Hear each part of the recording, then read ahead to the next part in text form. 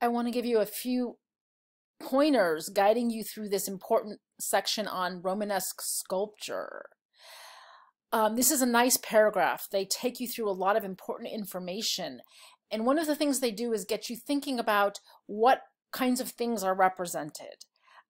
And as you look here at what things are represented, notice the range and think a little bit about what it would be like to have such a cornucopia of different objects and ideas visible.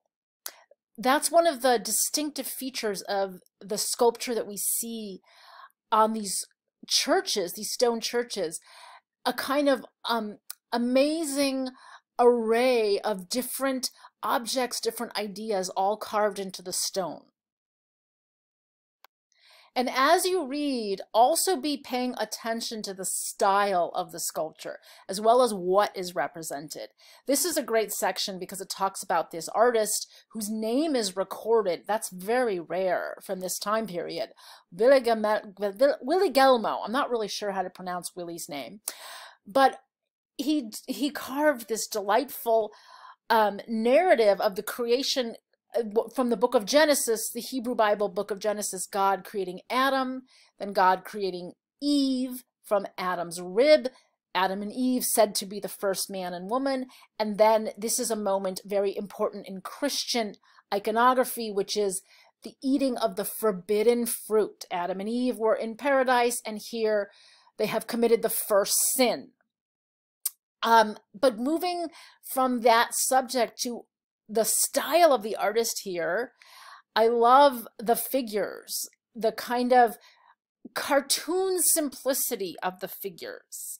That's something to note. The figures here also have these wonderful bellies, as if Adam has been drinking a lot of beer.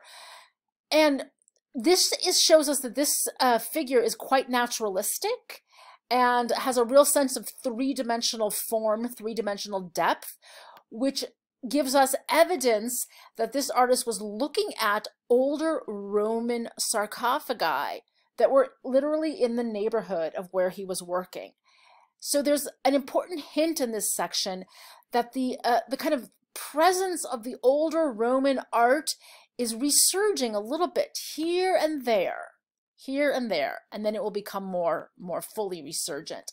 Moving forward, I want you to be aware that one of the most important sites for sculpture in the Romanesque world is the portal, the grand doorway into the cathedral. So these portals are huge. This you'll see this is called a trumeau. This is probably about 20 feet high. And this is incredibly deep. This is sort of like a little room unto itself. So in this image I'm showing you, I want you to understand that the portals themselves are magnificent. And this had a powerful metaphoric quality at the time, because the portal was a symbol of Jesus as the portal to salvation. And on a pilgrimage church, imagine arriving as a pilgrim at the door, the portal into the church, the transition point between the world of sin that you're leaving and the world of salvation inside. This is the destination of the walk you've been taking on for miles and miles and miles and days and months to arrive. This is the point of arrival. So it's a very important place for meaningful sculpture. Because this is such a huge door, there's some architectural technical terminology to know. That's why I've got these little what's this pointers. What's this pointing right here? This is the lintel. Okay, and these are the jambs, the door jambs. Because this is such a huge stone heavy door, there's a third, almost like a lintel, excuse me, almost like a jamb in the middle. It's called a trumeau. Let me show you.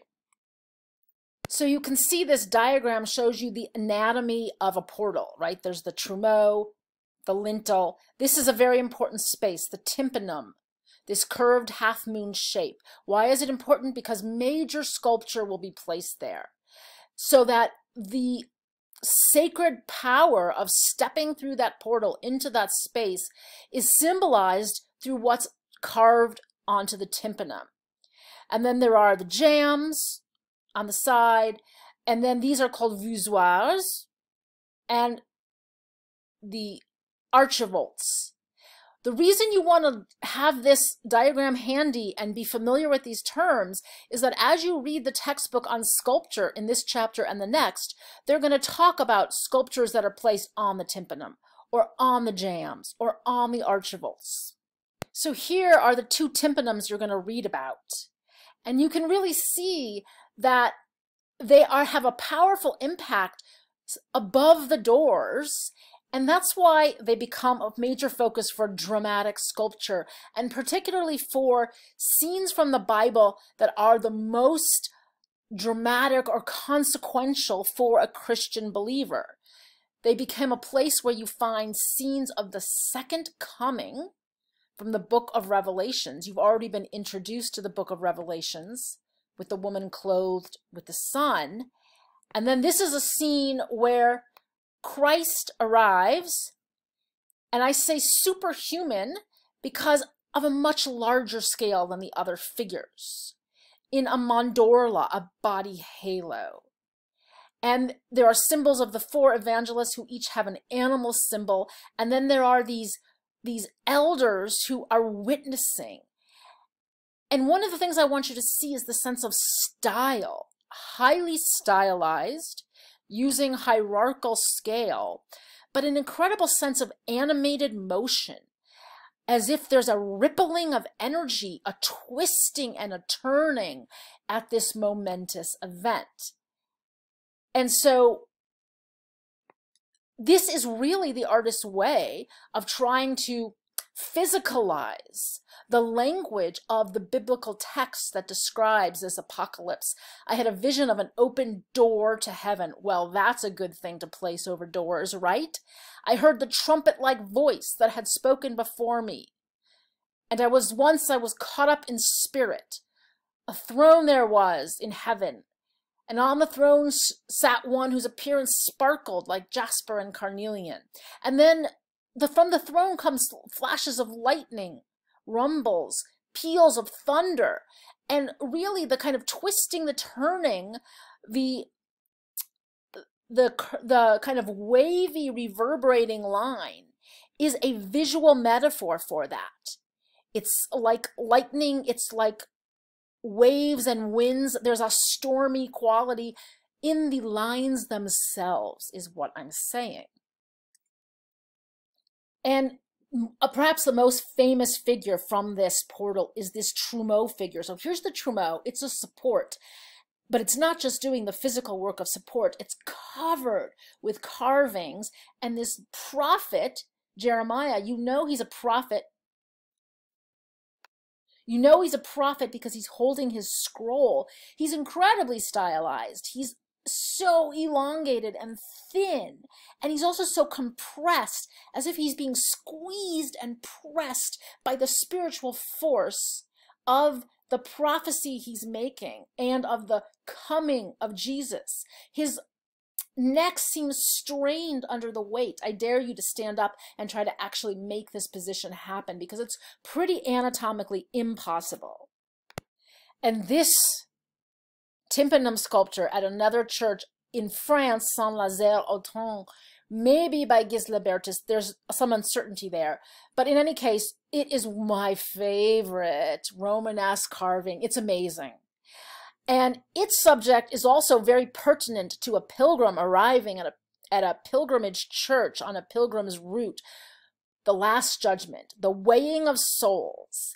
So I want you to notice a compositional set of choices that are a convention. You have Jesus in the center in a body mandorla. Makes sense. He's larger, he's framed, and he's at the center because he is the Savior. He is God. He is the spiritual power. So he's got to be at the center. On the right side, his right side, you have those who go to heaven. And it will be a convention of the art that the left side is associated with the negative. It's called the sinister side. And it is the side for hell. And you'll see that in every representation of the Last Judgment because they were prejudiced against lefties. But what I love about this sculpture is that it is packed full of incredibly playful and terrifying images. You have to search carefully, look carefully. There are all these little vignettes, little stories within stories that you discover. So for here, this close-up right here is a close-up of what's below Jesus, people lining up to have their souls judged. And these figures, look what they have. They have the pilgrim's satchel. There's the seashell from St. James, Santiago de Compostela, the pilgrim's caps. They are probably going to be in good shape because they went on pilgrimage. These two clutching each other in fear. One is a woman who's lost her head because the sculpture broke, and probably her husband. They're naked. They seem more vulnerable. They seem very afraid. Over here on the left, there are all these delightful moments like an angel helping someone up into heaven. And if you look at the side of hell, it is absolutely terrifying with some humor. So here's an angel as the scales are being weighed. Here are people hiding in the angel's robes. Here's a demon. Look at the ribs, the flayed skin. The demon is pulling down the scale to cheat. Look at their mouths. Look at their grimaces, their teeth like they want to bite. Look at the little angel blowing the horn. What's amazing to me about this is how much it is like really good animated art of our time and how it is very stylized. You will see that one of the common threads of Romanesque figurative art is that the figures are long and thin. Everything's long and thin, except people's bellies tend to be a little round. And one of the things that I love about this art is how it has a kind of cartoon clarity where it amplifies your emotions. You could say that what you're seeing here is a popular art, an art that's designed to appeal widely to the masses. It is not necessarily the specialist art that you saw in some of Charlemagne's art, the Carolingian manuscripts. This is really an art for the many, not for the few.